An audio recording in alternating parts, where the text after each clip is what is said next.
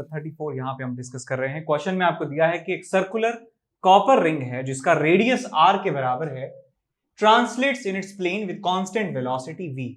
A uniform magnetic field B exists in the space in a direction perpendicular to the plane of ring. Consider different pairs of diametrically opposite points on the ring. Between which pair of the points is the EMF maximum? तो एक circular हमारे पास loop है copper का मतलब conductor है basically, और ये move कर रहा है विद वेलोसिटी v. मैं मान लेता हूं वेलोसिटी इस तरफ है और मैग्नेटिक फील्ड यहां पे एग्जिस्ट कर रहा है in this direction perpendicular to plane of motion. Plane of motion के परपेंडिकुलर जो है एग्जिस्ट कर रहा है आपके पास जो मैग्नेटिक फील्ड है. अब आपको बताना है कि ऐसे कौन से दो डायमेट्रिकली ऑपोजिट पॉइंट्स होंगे जिनके बीच में पोटेंशियल डिफरेंस या इंड्यूस्ड ईएमएफ मैक्सिमम होगा. तो हमने अभी पढ़ा था कि एल इफेक्टिव का कॉन्सेप्ट जो है, और हमने ये सीखा था कि ईएमएफ का जो मैग्नीट्यूड है वो होता है B V L effective into sine theta. B V L effective sine theta के बराबर ये इंड्यूस्ड ईएमएफ होता है. या आप चाहे इसे ऐसे लिख सकते हैं कि B V perpendicular into L effective, या इसे लिख सकते हैं आप B V into L effective का परपेंडिकुलर कॉम्पोनेंट. तीनों एक ही बात है. या आप इसे ऐसे लिख सकते हैं L effective dot V cross B, ऐसे भी इसे लिख सकते हैं. ये चारों एक ही बात है. ये तब फॉर्मूला लगाते हैं जब आपके पास रैंडम शेप का वायर हो, स्ट्रेट वायर नहीं हो. स्ट्रेट वायर नहीं हो तो ये स्ट्रेट वायर तो है नहीं, तो इसमें ये वाले फॉर्मूले लगेंगे. तो मुझे देखना है कि मैक्सिमम ईएमएफ मुझे मिल जाए, तो मैं क्या चाहता हूं कि साइन थीटा की वैल्यू मैक्सिमम हो जाए. साइन थीटा की वैल्यू मैक्सिमम कब हो सकती है? जब थीटा की वैल्यू 90 हो, यानी एल इफेक्टिव और वेलोसिटी के बीच का एंगल 90 हो. वेलोसिटी है ऐसे, तो एल इफेक्टिव चाहते हैं कि ऐसे हो. तो ये जो दोनों पॉइंट्स हैं, ये दोनों पॉइंट्स को यदि जोड़ दिया जाए तो ये आपका जो एल इफेक्टिव है उसके साथ एंगल वेलोसिटी का 90 हो जाएगा. तो मैं कह सकता हूं कि ये जो डायमेट्रिकली ऑपोजिट जो पॉइंट्स हैं ए बी, ये वाले, इन दोनों के बीच में पोटेंशियल डिफरेंस या इंड्यूस्ड ईएमएफ मैक्सिमम होगा. तो हमने यहाँ पे बता दिया कि ई ए बी जो है वो आपको मिलने वाला है मैक्सिमम वैल्यू, और कितना हो जाएगा magnitude B V into 2r के बराबर. बी वी 2r के बराबर मैग्नेटिक इंड्यूस्ड ईएमएफ आपको मिलने वाला है. तो पहला पार्ट हमने कर दिया. What is the value of maximum EMF B. अच्छा, इसका पहला पार्ट का ही कर दिया हमने. Between which pair of the points EMF is minimum. अब यहाँ देखिए मिनिमम वैल्यू इसकी यदि हमें निकालनी है तो राइट हैंड साइड भी मिनिमम होना चाहिए. तो राइट हैंड साइड मिनिमम कितना हो सकता है? जब साइन थीटा की वैल्यू मिनिमम हो. साइन थीटा की वैल्यू मिनिमम कब हो सकती है? जब थीटा की वैल्यू 0 हो. और थीटा की वैल्यू 0 कब हो सकती है? जब एल इफेक्टिव जो है इन दोनों पॉइंट्स के बीच में लिया जाए. इसको सी कह देता हूं, इसको डी कह देता हूं. एल इफेक्टिव आ जाएगा ऐसे. एल इफेक्टिव के परपेंडिकुलर कंपोनेंट है 0 के बराबर है, तो इंड्यूस्ड ईएमएफ जो आपको मिलेगा ई मिनिमम, वो मिलेगा आपको सीडी पॉइंट्स के across. E minimum is equal to 0. ऐसे ही या ई ए बी या ई मैक्सिमम कहें तो कितना है बी वी 2r, और मिनिमम कितना है 0. Hello my dear students, I am Neeraj Kumar Chaudhary और physics teacher on this Unacademy plus platform. बच्चों, जो स्टूडेंट्स 10 to 11th मूविंग है, यानी कि इस अभी 11th क्लास में आए हैं, उनके लिए एक बहुत ही बेहतरीन बैच स्टार्ट किया जा रहा है, इमर्ज बैच. बिल्कुल नया बैच है 11th वाले बच्चों के लिए. बिल्कुल जीरो लेवल से, बेसिक से, सबसे पहला चैप्टर यानी कि बेसिक मैथ से ये बैच स्टार्ट होगा, और इसकी स्टार्टिंग डेट है 25 अगस्त. ठीक है बच्चों, इसमें जो पढ़ाने वाली फैकल्टीज हैं वो बहुत ही एक्सपीरियंस्ड, ठीक है ना, और बहुत ही टॉप क्लास फैकल्टीज हैं. अनअकैडमी प्लेटफॉर्म की नंबर 1 फैकल्टीज हैं. ठीक है ना. मैथ्स अंशुल सर पढ़ाएंगे, फिजिक्स में खुद पढ़ाऊंगा आपको, ऑर्गेनिक केमिस्ट्री आपको शरद कोठारी सर पढ़ाएंगे, इनऑर्गेनिक केमिस्ट्री पीएमएस सर पढ़ाएंगे, और फिजिकल केमिस्ट्री आपको ब्रिजेश जिंदल सर पढ़ाएंगे. ठीक है. अब इस बैच में बच्चों क्या होगा, इस बैच में हम 25 अगस्त से स्टार्ट करके मार्च के एंड तक इसको बिल्कुल खत्म कर देंगे. ठीक है. और एक एक टॉपिक इसमें क्या होगा, जैसे कि अगर ये लेट स्टार्ट हो रहा है तो इसका मतलब ये नहीं है कि ये कंप्रेस्ड होगा, नहीं, इसमें नंबर ऑफ क्लासेस ज्यादा होंगी. ठीक है ना, इसमें नंबर ऑफ क्लासेस ज्यादा होंगी, किसी भी चीज को कंप्रेस नहीं किया जाएगा, ठीक है ना। अब अगर मैं इसमें बात बताऊं फिजिक्स की, तो इसमें आपके पास सब कुछ होगा, एवरीथिंग, ठीक है ना। पूरा स्टडी मटेरियल आपको हम ही देंगे, हैंड रिटन नोट्स देंगे, टेस्ट होगा, ठीक है ना। हर कॉन्सेप्ट, हर इलस्ट्रेशन को बहुत ही डिटेल में आपको समझाया जाएगा, और जो आपको होमवर्क दिया जाएगा वो भी बिल्कुल डिटेल्ड होमवर्क होगा, जो कि जेई मेंस और जेई एडवांस दोनों को कवर करेगा। इनफैक्ट आपकी स्कूल की स्टडीज को भी वो कवर करेगा, ठीक है बच्चों। तो आई होप ये बैच आपके लिए बहुत ही बेनिफिशियल रहेगा, इसको जितना जल्दी हो सके उतना जल्दी ज्वाइन कर लीजिए। इसमें हर 3 लेक्चर्स के बाद चौथा लेक्चर आपको डाउट का मिलेगा, यानी कि 25% ऑफ द टाइम आपका डाउट में जाएगा, ठीक है। इसलिए कोई भी डाउट आई होप आपका बचेगा नहीं अगर इतना टाइम आपको दिया जाएगा, ठीक है बच्चों। और जो होमवर्क की एक्सरसाइजेज हैं उसमें ऑब्जेक्टिव क्वेश्चंस भी होंगे, सब्जेक्टिव क्वेश्चंस भी होंगे, ठीक है ना। पैराग्राफ वगैरह हर टाइप के क्वेश्चन आपको मिलेंगे। उसमें आपके जेई मेंस के पीवाईक्यू की एक्सरसाइज भी होगी, जेई एडवांस के पीवाईक्यू की एक्सरसाइज भी होंगी, ठीक है बच्चों। तो आई होप ये कोर्स आपके लिए बहुत ही बेहतरीन है, जल्दी से जल्दी इसको ज्वाइन कर लीजिए। Best of luck. 36 में आपको दिया है कि एक यू शेप का वायर है जिसकी विड्थ एल के बराबर है। ये यू शेप का वायर है जिसकी विड्थ एल के बराबर है, परपेंडिकुलर मैग्नेटिक फील्ड बी में रखा हुआ है, मैग्नेटिक फील्ड कांस्टेंट है, प्लेन के अंदर की तरफ है। आप कहते हैं कि a wire of length L is slid on the U-shaped wire with a constant velocity v towards right। इसको constant velocity v से मूव करवाया जाता है, होता है अपने आप। The resistance of all the wires is R per unit length। R per unit length इसका resistance है। At t is equals to 0, the sliding wire is close to the left edge and U-shaped wire। Draw an equivalent circuit diagram showing the induced EMF as battery और calculate the current in the circuit। तो भैया क्या यहां पे हो रहा है, सुनिए कि पहले ये जो वायर है ये यहां पे है, ठीक है। अब t बराबर 0 पे सिचुएशन ये है, t बराबर t पे यहां पहुंच जाता है।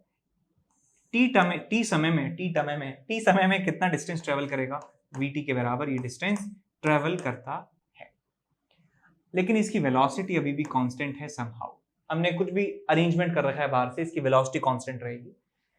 तो मैं कह सकता हूं कि इस पॉइंट और इस पॉइंट के अक्रॉस पोटेंशियल डिफरेंस यदि निकालना चाहें तो मैं फॉर्मूला लगा सकता हूं कि एक स्ट्रेट वायर है तो फॉर्मूला लगाएंगे v perpendicular into L into B, EMF का फॉर्मूला है। सो लेंथ के परपेंडिकुलर जो कंपोनेंट है वेलोसिटी का वो v के बराबर ही है, तो ईएमएफ हो जाएगा आपके पास एल v के बराबर। तो यहाँ पे ईएमएफ इंड्यूस हो जाएगा, ठीक। तो इक्विवेलेंट सर्किट यदि आप बनाना चाहते हैं तो इक्विवेलेंट सर्किट कैसे बनेगा कि ये एक वायर है, एक वायर ये है, दूसरा वायर ये है और ये वायर है, मतलब 1 2 3 और 4 वायर हैं। तो एक सर्किट आपको यहाँ पे मिल रहा है, इन सब का रेजिस्टेंस है, इसका रेजिस्टेंस है, यहाँ पे एक ईएमएफ है, इसका भी रेजिस्टेंस है और यहाँ पे भी एक रेजिस्टेंस है। ईएमएफ हम निकाल चुके हैं, कितना है, BVL के बराबर है। इसका रेजिस्टेंस कितना हो जाएगा, इसकी लेंथ मुझे पता है और resistance R per unit length है, तो R इंटू एल के बराबर इसका रेजिस्टेंस हो जाएगा, R इंटू एल के बराबर इसका रेजिस्टेंस हो जाएगा, R इंटू VT के बराबर इसका रेजिस्टेंस, R इंटू VT के बराबर इसका रेजिस्टेंस। तो हमें सबके रेजिस्टेंस पता चल गए। अब मैं टोटल करंट इस सर्किट में निकाल सकता हूं कि 1 2 3 4 ये चारों रेजिस्टर्स जो हैं ये सीरीज कॉम्बिनेशन में लगे हुए हैं। सो करंट आपको मिलेगा, ईएमएफ कितना है, BVL divided by total resistance कितना है, RL 2RL और RVT 2RVT। तो नीचे से 2R जो है आप कॉमन ले लीजिए तो आपको मिल जाएगा BVL divided bye 2R common ले लिया, आपको मिलेगा L प्लस VT।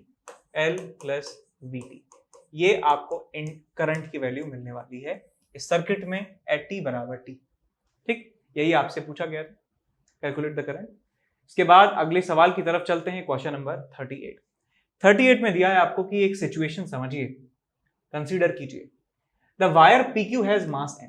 वायर जो PQ है आपके सामने, इस वायर का मास जो है वो m के बराबर है और डिस्टेंस, अच्छा और आगे है कि रेजिस्टेंस इसका स्मॉल r है, इसका खुद का रेजिस्टेंस है, वो रेजिस्टेंस स्मॉल r के बराबर है और ये स्लाइड कर सकता है on smooth horizontal parallel rail separated by a distance L। और ये L डिस्टेंस सेपरेटेड ये जो पैरेलल स्मूथ रेल्स हैं इनके ऊपर स्मूथली ये मूव कर सकता है इस तरीके से, ऐसे। The resistance of the rails is negligible. In rails जो हैं, ये पटरियां जो हैं, इनका रेजिस्टेंस आपको नेग्लेक्ट करना है। A uniform magnetic field B exists in the rectangular region and the resistance R connects the rails outside the field region. इस मैग्नेटिक फील्ड रीजन के बाहर एक कैपिटल R नाम का रेजिस्टर यहाँ पे कनेक्टेड है। तो और क्या कहा है, T बराबर 0 पर वायर PQ को धक्का दिया जाता है राइट डायरेक्शन में with speed V0। V0 speed से इसको धक्का देते हैं ऐसे V0 से। Find the current in the loop at an instant when the speed of the wire PQ is V। तो आपको करंट बताना है सर्किट में जब इसकी स्पीड V के बराबर रह जाएगी। तो मैं मान लेता हूं कि हमारा वायर जो है, ये वायर की स्पीड है V और कहीं ये आगे पहुंच चुका है, कहीं आगे ये पहुंच चुका है और यहां पे एक रेजिस्टर कनेक्टेड है कैपिटल R, इसका खुद का रेजिस्टेंस है स्मॉल r। तो मैग्नेटिक फील्ड रीजन अंदर की तरफ है, मैग्नेटिक फील्ड है अंदर की तरफ, वेलोसिटी है इसकी E। सो V क्रॉस B की दिशा में इसमें एक इंड्यूस्ड EMF यहाँ पे जनरेट होगा और उस इंड्यूस्ड EMF की वैल्यू मैं बता सकता हूँ BV L के बराबर है, L के बराबर है। तो हमारे पास जो इक्विवेलेंट सर्किट है उसमें एक बैटरी है, एक रेजिस्टेंस है, दूसरा रेजिस्टेंस है। तो मैं करंट बता सकता हूं, करंट इस सर्किट में कितना होगा, BVL divided by R plus capital R। This is the current in the circuit. पहला पार्ट हो गया। आगे इन्होंने कहा है बी पार्ट में, the acceleration of the wire at this instant. इस इंस्टेंट पर इसका एक्सेलरेशन कितना है, यानी कि नेट फोर्स अपॉन मास कितना है। तो इस सर्किट में करंट इस तरह से फ्लो होने लग जाएगा, करंट ऐसे फ्लो होने लग जाएगा। अब इस डायरेक्शन में करंट होने से क्या है बेटा, करंट इस वायर में ऐसे है ऊपर की तरफ, इस वायर की वेलोसिटी जो है आगे की तरफ है। तो L V क्रॉस B यदि देखें, ILB सॉरी, फोर्स जो होता है, फोर्स का फॉर्मूला है IL cross B। IL cross B जो है वो फॉर्मूला आप यहां पे लिखेंगे। सो L वेक्टर जो है वो इस डायरेक्शन में है, मैग्नेटिक फील्ड अंदर की तरफ है। सो L V cross B, IL cross B, L cross B की बात करें तो लेफ्ट डायरेक्शन में आपके ऊपर, इसके ऊपर जो है फोर्स लग रहा होगा, F is equal to ILB। और तो बस एक फोर्स ये लग रहा है। तो यहां पे हम लिख सकते हैं कि इसका जो एक्सेलरेशन है इस इंस्टेंट पर वो होगा ILB divided by M। Current की वैल्यू यहां पे पुट कर देंगे तो आपको क्या मिल जाएगा, LB डिवाइडेड बाय M, और I की वैल्यू आपके पास BVL divided by R plus capital R। तो आंसर आपको मिलेगा B square L square V upon M into R plus capital R। तो ये आपको एक्सेलरेशन की वैल्यू मिल जाती है। एक्सेलरेशन लेफ्ट डायरेक्शन में यहां पर एग्जिस्ट करता है। तो हमने बी पार्ट भी इसका सुलझा लिया है। सी पार्ट की बात करें, the velocity v as a function of x आपको बताना है। Velocity v as a function of x हमें बताना है। तो कैसे बताएंगे कि हमें एक्सेलरेशन मिल चुका है, एक्सेलरेशन लेफ्ट डायरेक्शन में है जो इसकी स्पीड को घटा रहा है। एक्सेलरेशन को मैं लिख सकता हूं v into dv by dx and this acceleration is equal to minus of b square l square v upon m into r plus r। यह आपको समझना होगा कि मैंने ऐसा क्यों लिखा है। dv का मतलब हम चेंज लेते हैं और वेलोसिटी स्पीड जो है इसकी कम हो रही है, स्पीड जो है कम हो रही है, इसका मतलब ये एक नेगेटिव क्वांटिटी होने वाली है। तो हमें इसे पॉजिटिव बनाने के लिए हमने नेगेटिव यहाँ पे या यहाँ पे कहीं पे भी आप मल्टीप्लाई कर दीजिए। मान लीजिए मैं यहाँ पे कर देता हूँ, तो ओवरऑल ये क्वांटिटी पॉजिटिव है और ये क्वांटिटी पॉजिटिव है, तो पॉजिटिव बराबर पॉजिटिव मैंने यहाँ पे लिख दिया है। अब इस नेगेटिव को इधर पहुंचा दीजिए और v से v काट दीजिए, आपको यहाँ पे मिल जाएगा that dv is equal to b square l square m upon r plus capital R into dx। Integrate करिए दोनों तरफ। जब x की वैल्यू 0 के बराबर थी तो इनिशियल वेलोसिटी कितना था इसका, v0 के बराबर, और टाइम t बराबर जब x डिस्टेंस से मूव कर लेता है तो इसकी वेलोसिटी हो जाती है लेट्स से v के बराबर। तो आपको यहां से मिलेगा v minus V naught is equal to, minus इधर पहुंचा दीजिए, माइनस इधर पहुंचा दीजिए, तो आपको मिलेगा minus of B square L square divided by small m r plus capital R into X. तो आपको यहां से वेलोसिटी मिल जाती है v not minus B square L square divided by m into R plus capital R into X. ठीक है, तो ये आपको आंसर मिल जाता है वेलोसिटी एट टाइम t बराबर t। और आपसे पूछा क्या गया था, velocity as a function of x, sorry x आपने निकाल लिया, सी पार्ट हो गया। डी पार्ट की बात करें, the maximum distance the wire will move. तो ये वायर कितना मैक्सिमम डिस्टेंस मूव कर सकता है, तो मैं कह दूंगा कि जब वायर एक्सट्रीम डिस्टेंस तक चला जाएगा उसके बाद वो आगे नहीं जा पाएगा, यानी कि उस समय उसकी वेलोसिटी जीरो हो जाएगी। तो x की वैल्यू x मैक्स के बराबर मान लेता हूं और उस समय फाइनल वेलोसिटी जो है किसके बराबर हो जाएगी, जीरो के बराबर। तो इसको जीरो रखिए, इसको x मैक्स रखिए, आपको मिलेगा zero is equal to V naught minus B square L square by m into R plus capital R into X max. तो एक्स मैक्स की वैल्यू आपको मिल जाएगी V naught R plus capital R, यहाँ पे small m divided by B square L square. ये आपको maximum displacement मिल जाएगा उस वायर का। ठीक है, अब क्वेश्चन नंबर 40 यहाँ पे हम डिस्कस कर रहे हैं। क्वेश्चन नंबर में 40 में दिया है आपको, a metallic wire of resistance 0.20 ohm sliding on a horizontal U shaped metallic rail, the separation between the parallel arms is 20 centimetre. यानी कि ये जो सेपरेशन है दिया है 20 सेंटीमीटर के बराबर, और an electric current of 2 micro ampere passes through the wire when it slid at a rate of 20 centimetre per second. अब यदि इसको 20 सेंटीमीटर पर सेकेंड रेट से मूव करवाते हैं तो इसमें करंट की जो वैल्यू होती है, करंट इस पूरे सर्किट में होता है 2 माइक्रो एम्पियर के बराबर। तो आपको ये कहा गया है कि horizontal component of earth's magnetic field is 3 × 10⁻⁻5 tesla. तो आपको डिप बताना है उस जगह पर कितना होगा, उस जगह पे डिप कितना होगा। तो डिप के बारे में आपको बताना चाहता हूं कि जो अर्थ का वर्टिकल कंपोनेंट है BV और अर्थ का जो हॉरिजॉन्टल कंपोनेंट है BH, और इन दोनों का रिजल्टेंट अर्थ का net magnetic field B net, horizontal के साथ नेट का जो एंगल होता है उसे थीटा कहा जाता है, और इस theta is called angle of dip. तो हॉरिजॉन्टल डायरेक्शन में मैग्नेटिक फील्ड BH होगा इस डायरेक्शन में, और वर्टिकल जो है वो ये वाला है। सो मैं कह सकता हूं कि जो अर्थ का जो वर्टिकल कंपोनेंट है मैग्नेटिक फील्ड का, वो यहां पे एक्ट कर रहा होगा। ये BV है अंदर की तरफ, और BH जो है वो हॉरिजॉन्टल डायरेक्शन में है। और हम ये बात जानते हैं कि करंट को जो इंड्यूस करवाया है कौन सा मैग्नेटिक फील्ड, BV का योगदान है, BH का कोई योगदान नहीं है। कितने सारे सवाल कर चुके हैं जिसमें मैग्नेटिक फील्ड अंदर की तरफ होता है और करंट इंड्यूस होता है, क्योंकि यार इस तरफ आपके पास मैग्नेटिक फील्ड है, तो इस मैग्नेटिक फील्ड की वजह से कोई भी EMF इंड्यूस नहीं होगा, कोई भी करंट इंड्यूस नहीं होगा। तो ये वाला मैग्नेटिक फील्ड बेकार है, लेकिन हमको कंफ्यूज करने के लिए इसने दिया है। तो मैं सबसे पहले क्या करूंगा, इस BV I वेलोसिटी लेंथ से कैलकुलेट करते हैं कुछ वैल्यूज। तो मैं यहां लिख सकता हूं कि करंट जो है वो हो जाएगा आपके पास BVL डिवाइडेड बाय R। तो यहां से आपको रेजिस्टेंस मिल जाएगा, इसका रेजिस्टेंस भी दिया है, मैग्नेटिक फील्ड का वर्टिकल कंपोनेंट आपको मिल जाएगा। सो मैं BV की वैल्यू यहां से निकाल सकता हूं IR divided by V into L। Current कितना है, 2 micro ampere, current is 2 micro ampere, 2 × 10⁻⁻6। Resistance कितना है 0.2 डिवाइडेड बाय वेलोसिटी कितनी है 20 सेंटीमीटर पर सेकेंड, यानी कि 20/100, और लेंथ कितना है इसका 20 सेंटीमीटर, अगेन 20/100। रेजिस्टेंस 0.20 ओम, बिल्कुल ठीक है 0.20 ओम।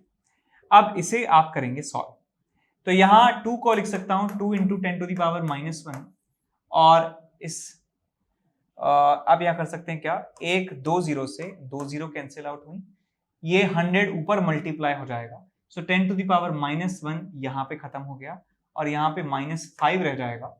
और क्या हटा सकते हैं, 1 2 से 1 2 हटा सकते हैं, 2 से 2 हटा सकते हैं। सो 10⁻⁻5 आपको यहाँ पे मिल जाता है। 10⁻⁻5 इज द मैग्नेटिक फील्ड का वर्टिकल कंपोनेंट। और हमको ये डायग्राम तो याद है ही कि हॉरिजॉन्टल कंपोनेंट आपको दिया है 3 into 10 to the power -5, this is the value of BH, और वर्टिकल कंपोनेंट जो है BV वो कितना है 10 टू द पावर -5। इनका जो रिजल्टेंट है वो आएगा आपके पास इस तरफ B नेट, और ये जो एंगल है कहलाएगा थीटा, एंगल ऑफ टिप। तो यहां से आप tan थीटा लिख सकते हैं, tan theta is equals to ये वाला डिस्टेंस यानी ये वाले वेक्टर का magnitude 10 to the power -5 divided by इस वेक्टर का magnitude which is 3 into 10 to the power -5। 10 to the power -5 से 10 टू द पावर -5 गया, आपको मिलता है यहाँ पे 1/3। सो थीटा की वैल्यू आपको मिल जाती है tan inverse 1/3। This is the angle of dip. Angle of dip ये इस लोकेशन। तो क्वेश्चन नंबर 44 यहाँ पे हम डिस्कस करने वाले हैं। क्वेश्चन में आपको दिया है कि सिचुएशन को कंसीडर करना है shown in figure. The wire PQ has a negligible resistance. इस वायर का रेजिस्टेंस नेग्लिजिबल है वायर PQ का, ठीक है, कंसीडर कर लिया। Is made to slide on these rails with a constant speed of 5 centimetre per second. इसको slide करवाया जाता है 5 सेंटीमीटर पर सेकेंड स्पीड से इन रेल्स के ऊपर।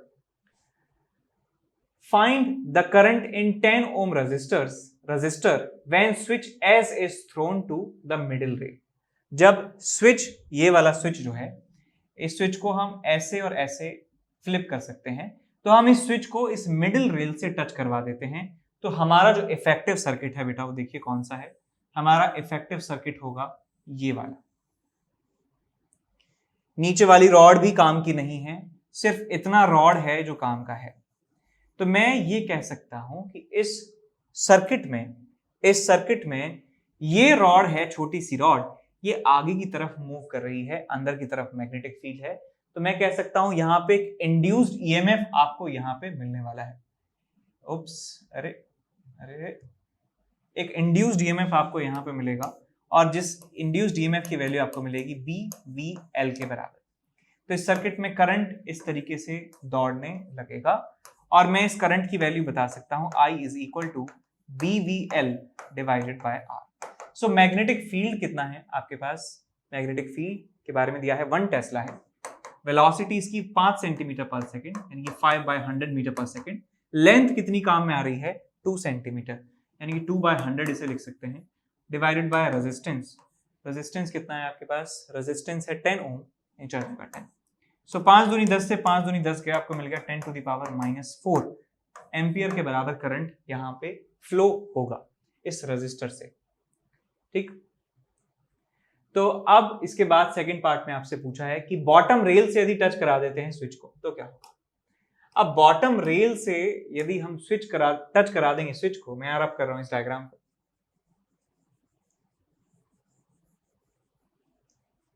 तो हमारा सर्किट कैसा आपको दिखेगा? देखिए है,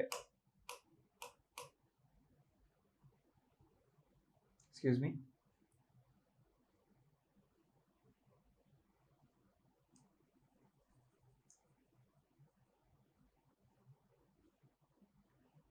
तो ये आपके पास सिचुएशन कुछ ऐसी होगी कि स्विच यहां से कनेक्टेड है, तो जो हमारा इफेक्टिव सर्किट है वो होगा ये आउटर सर्किट। तो मैं कह सकता हूं कि अब इतनी जो लेंथ है वो काम में आ रही है, तो इस पूरी रॉड में जो ईएमएफ डेवलप होगा दैट विल बी BVL। और यहाँ पे जो ये कह सकता हूं जो लेंथ है वो पिछले वाले क्वेश्चन का डबल हो चुका है। लेंथ डबल हो चुका है तो इसका मतलब ईएमएफ भी डबल हो चुका है, और सारी क्वांटिटी सेम है तो करंट भी डबल हो जाएगा। तो अब की बार करंट में कह सकता हूं I dash is equal to 2 times of पिछला वाला current. So 2 into 10 to the power -4 ampere current यहाँ पे फ्लो होगा, ठीक। इसके बाद चलते हैं अगले सवाल की तरफ, दैट इज क्वेश्चन नंबर 46। एक करंट जनरेटर है IG, करंट जनरेट करता है, इसका काम नाम से ही समझ में आ रहा है। Shown in figure sends a constant current I through out the circuit. अब ये करंट I फ्लो करवाएगा, इसको कोई मतलब नहीं है क्या चल रहा है सर्किट में, ये तो सर्किट में करंट IG के बराबर ही फ्लो करवाएगा। करंट I ये फ्लो करवाता है सर्किट में इस तरीके से। The wire AB has a length L and mass M। इसका लेंथ, लंबाई जो है L के बराबर है, इसका मास M के बराबर है, और स्लाइड कर सकता है स्मूथ हॉरिजॉन्टल रेल्स पर। इन रेल्स जो हैं ये स्मूथ है और इन पे ये मूव कर सकता है, स्लाइड कर सकता है। Entire system lies in a vertical magnetic field B, अंदर की तरफ मैग्नेटिक फील्ड बी यहाँ पे ऑलरेडी प्रेजेंट है। तो वेलोसिटी आपको बताना है as a function of time कितनी हो जाएगी, वेलोसिटी बतानी है टाइम टी पर कितनी हो जाएगी। तो आप यहाँ देखिए बेटा, यदि इसके पास करंट इस डायरेक्शन में है आई, तो इसके ऊपर लगने वाला फोर्स जो है कितना होगा। सो करंट है इस डायरेक्शन में, यानी एल वेक्टर नीचे की तरफ है, मैग्नेटिक फील्ड अंदर की तरफ है, एल क्रॉस बी देखें तो इसके ऊपर फोर्स लग रहा होगा F is equal to I L B. अब इसके ऊपर फोर्स इतना लगेगा तो मैं कह सकता हूं ये फोर्स कांस्टेंट है, बिकॉज करंट यहाँ पे कांस्टेंट है और सारी क्वांटिटीज कांस्टेंट है, तो इसका कांस्टेंट एक्सेलरेशन आपको मिल जाता है I L B by M के बराबर। अब कांस्टेंट एक्सेलरेशन के लिए मैं इक्वेशन ऑफ मोशन इस्तेमाल कर सकता हूं कि v is equals to u plus A T. Initial velocity जो है 0 है, एक्सेलरेशन जो है आपको दिया है, तो आप यहां से velocity as a function of time निकाल सकते हैं, that I L B by M into T. ये वेलोसिटी आपको मिल जाएगी एट टाइम t बराबर t। ठीक है, अब चलते हैं अगले सवाल की तरफ। अगला सवाल है हमारे पास क्वेश्चन नंबर 48। क्वेश्चन नंबर 48 में आपको दिया है कि आपके पास एक लूप है, एक रेक्टेंगुलर वायर फ्रेम है, shown in figure, has a width d, width इसका d है, विड्थ d है, मास m है, रेजिस्टेंस r है, इसका टोटल मास m है, रेजिस्टेंस r है, and a large length, and a large length, इसकी जो लेंथ है वो काफी ज्यादा है, ये वाली लेंथ जो है बहुत ज्यादा है। ठीक, a uniform magnetic field B exists to the left of the frame. A constant force F starts pushing the frame into the magnetic field at t बराबर 0. Find the acceleration of the frame when the speed has increased to v. जब speed इसकी v के बराबर हो जाती है तो आपको बताना है कि इसका एक्सेलरेशन कितना होगा। तो यहां समझिए इसको क्या है, इस लूप की जो लेंथ है वो बहुत बहुत ज्यादा है, यानी कितना भी टाइम बीत जाए ये इसका ये वाला जो एंड है वो कभी भी इस मैग्नेटिक फील्ड रीजन में नहीं आ पाएगा। जैसे आपने मूवी फिर हेरा फेरी देखी होगी, उसमें एक ब्लैक कलर का कुर्ता पहन के आता है जो बाउंसर, उसकी शक्ल कभी नहीं दिखाते हैं, बिकॉज वो हमेशा कैमरा से बाहर निकल जाता है फ्रेम से, बिकॉज उसकी हाइट इतनी ज्यादा है, कभी वो कैमरा फ्रेम में नहीं आता है। सिमिलर सिचुएशन यहाँ पे है कि ये इतना ज्यादा लेंथ है इसकी, ये कभी भी इस वाले पूरा जो है समा नहीं पाएगा इस मैग्नेटिक फील्ड रीजन में। ठीक, सो हमें एक्सेलरेशन बताना है, तो मैं मान लेता हूं कि किसी इंस्टेंट पे ये जो लूप है इतना पार्ट इसका अंदर आ चुका है और अभी भी ये चल ही रहा है, अंदर आ ही रहा है। तो इसके ऊपर एक फोर्स लग रहा है इस तरफ। इसमें करंट के बारे में बात करें, इसका वेलोसिटी है ऐसे, वेलोसिटी होगा ऐसे, मैग्नेटिक फील्ड है अंदर, so L V cross B से मैं बता सकता हूं, वी क्रॉस बी से कह सकता हूं कि इसके ऊपर जो इंड्यूस्ड ईएमएफ होगा वो होगा नीचे की डायरेक्शन में, और इस पूरे सर्किट में करंट इस तरीके से चल रहा होगा, और इस करंट की वैल्यू में आई बता सकता हूं, I is equals to B V L divided by R के बराबर होगा करंट। अब इस करंट की वजह से मैं ये बता सकता हूं कि एक फोर्स इसके ऊपर लग रहा होगा, इस डंडी के ऊपर, इस डंडी के ऊपर फोर्स लग रहा होगा। तो देखें फोर्स किस तरफ लगेगा, नीचे की तरफ है करंट, वेलोसिटी है इसकी ऐसे, मैग्नेटिक फील्ड है अंदर, so L vector cross B vector, I L cross B जो है फॉर्मूला इस्तेमाल कर रहा हूं, एल वेक्टर है नीचे, बी वेक्टर है ऐसे, एल वी क्रॉस बी, पीछे की तरफ इस पे फोर्स लगेगा, पीछे की तरफ फोर्स लगेगा I L B, I L B. तो मैं किसी भी इंस्टेंट पर लूप के बारे में बता सकता हूं कि इसका जो एक्सेलरेशन है वो इसके net force divided by mass है। फोर्स एफ लग रहा है इधर और इधर फोर्स लग रहा है I L B divided by mass M. तो आपको ये रिजल्ट मिल जाएगा I minus F minus I L B, I को लिख सकता हूं B V L by R, so B square L square V divided by R divided by M. तो ये आपका एक्सेलरेशन होगा किसी एक इंस्टेंट पर। इसको सॉल्व कर लेंगे और तो ये आ जाएगा आपके पास R F minus B square L square V divided by M R. This is the acceleration. ठीक, एक्सेलरेशन मिल गया। तो पहला पार्ट हमने यहां पे सॉल्व कर लिया है। इसके बाद show that after some time the frame will move with a constant velocity. अब देखिए, आप देख सकते हैं कि एक्सेलरेशन जो है वो डिपेंड कर रहा है स्पीड पर। और ये पॉजिटिव भी है, अभी पॉजिटिव भी है, यानी कि स्पीड बढ़ती जा रही है। स्पीड बढ़ती जा रही है, इसका मतलब एक्सेलरेशन डिक्रीज होता जा रहा है। ये बिल्कुल सिचुएशन ऐसी है जैसे एक बॉल को हमने एक विस्कस मीडियम में पटक दिया हो, तो पहले तो बॉल की स्पीड बढ़ती जाती है, बढ़ती जाती है, बढ़ती जाती है, लेकिन एक इंस्टेंट ऐसा आ जाता है जहां पे एक्सेलरेशन जीरो हो जाता है, वेलोसिटी कांस्टेंट हो जाती है और वो ऑब्जेक्ट हमेशा टर्मिनल वेलोसिटी से ही मूव करता है।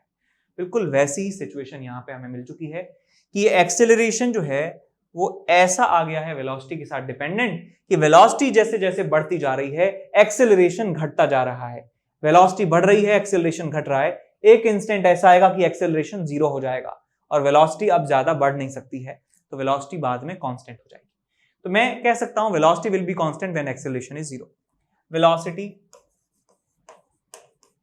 will become constant when acceleration is zero। acceleration is zero, तो इस acceleration को जीरो के बराबर पुट कर दीजिए तो आपको मिल जाएगा RF minus b square l square v divided by mr is equal to zero. तो आपको मिल जाएगा v is equal to RF upon b square l square. ये आपको टर्मिनल वेलोसिटी की वैल्यू मिल जाती है।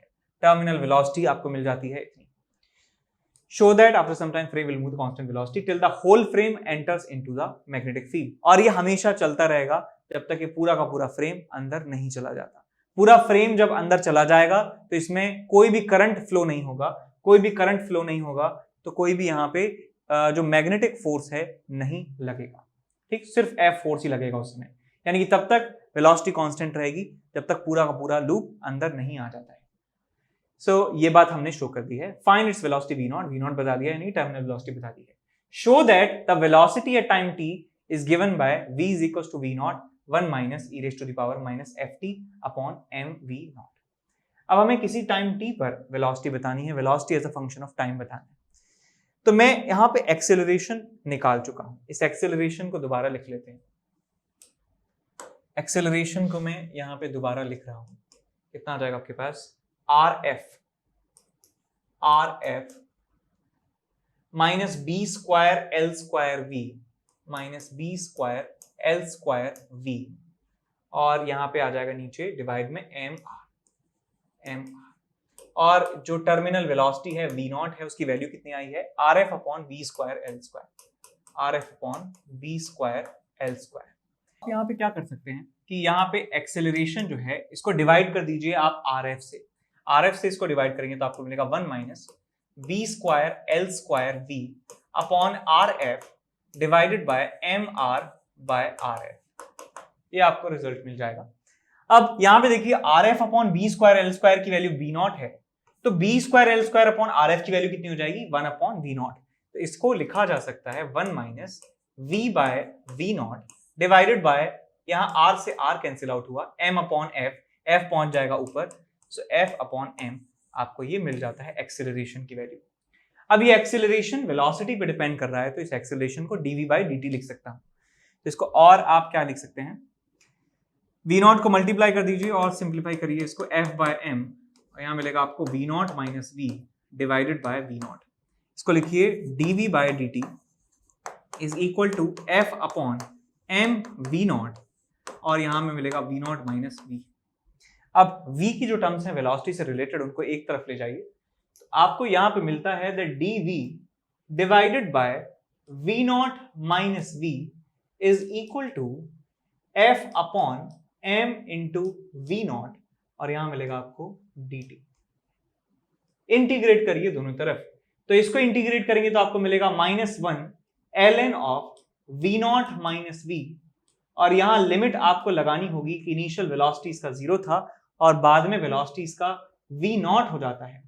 नहीं, क्या करना है यहाँ पे, वेलोसिटी टाइम t पे निकालनी है, तो टाइम t पर वेलोसिटी इसकी v हो जाती है, मैं मान लेता हूं v हो जाती है इसकी velocity finally, is equal to f upon m v not, और यहाँ पे लिमिट आएगी 0 से लेके t, तो आपको मिल जाएगा यहाँ पे सिंपली t।